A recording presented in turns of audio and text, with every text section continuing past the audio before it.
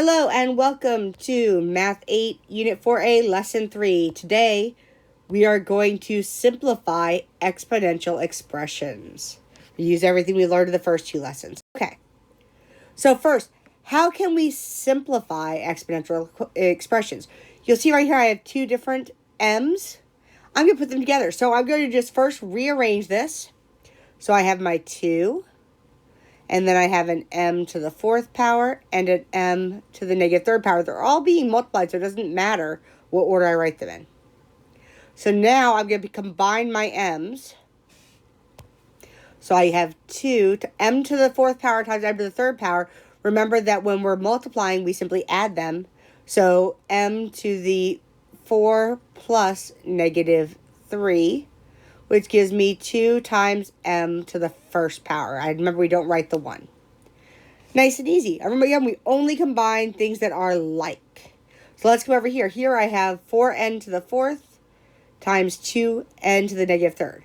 So I'm going to rewrite the order. I'm going to put my numbers first. So I have 4 times 2 times n to the 4th times n to the negative 3rd power. Again, these are all being multiplied, so it doesn't matter what order we do them in. So, 2 times 4 gives me 8. N to the 4th times n to the negative 3rd gives me just an n.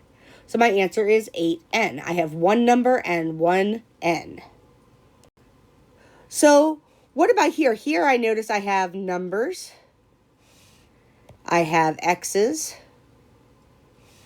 and I have y's.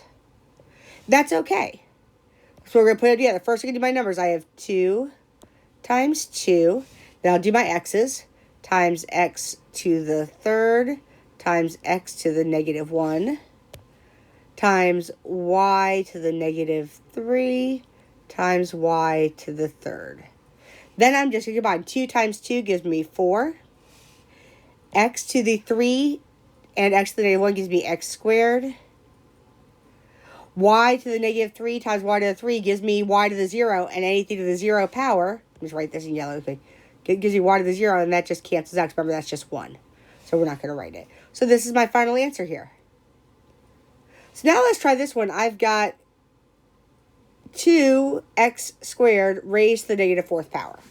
First of all, remember that negative means that it's going to be at the bottom of my fraction. So I'm going to give each of them. So I have to give that negative 4 to each of them. So I have 2 to the negative 4th power times x squared to the negative 4th power.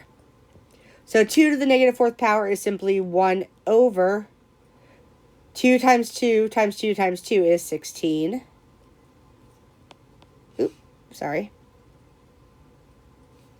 16. And then we multiply here, so I get x to the negative 8th. So that's x to the 8th on the bottom of my fraction. And that's it. I leave the 1 on the top, 1 over 16 x to the 8th.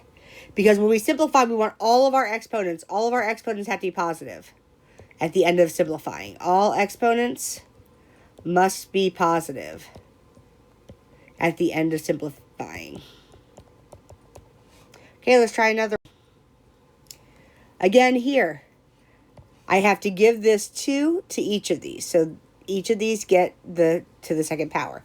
So 2 times 2 is x to the 4th power. 2 times negative 1 is y to the negative 2nd power. Of course, I cannot leave it that way because I have that negative. So I'm going to leave the x to the 4th power stays at the top of my fraction. And the y to the 2nd power goes to the bottom. Okay? Now let's go over here. I have x to the negative 1st power over 4 times x to the 4th.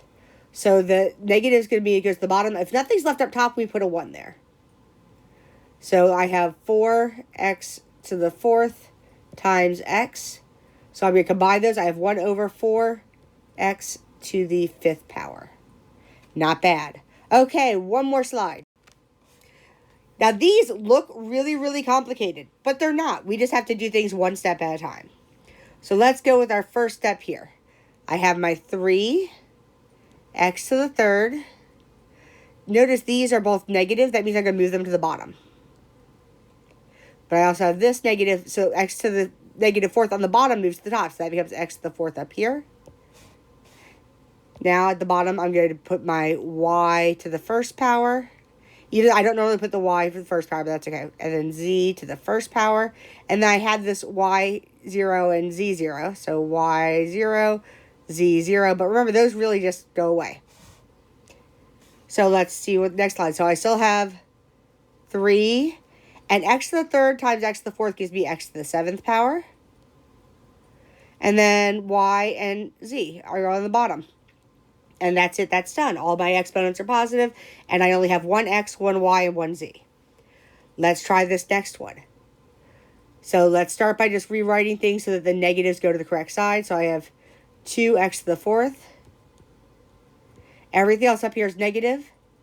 On the bottom, I see I have a y to the negative third, so that becomes y to the third on the top. Over 3x squared, and then I have a y to the negative fourth because of y to the fourth on the bottom, a z to the negative third because of z to the third on the bottom, and then my y moved up, so the z still at the bottom of the 4. Okay, again, we are going to start combining.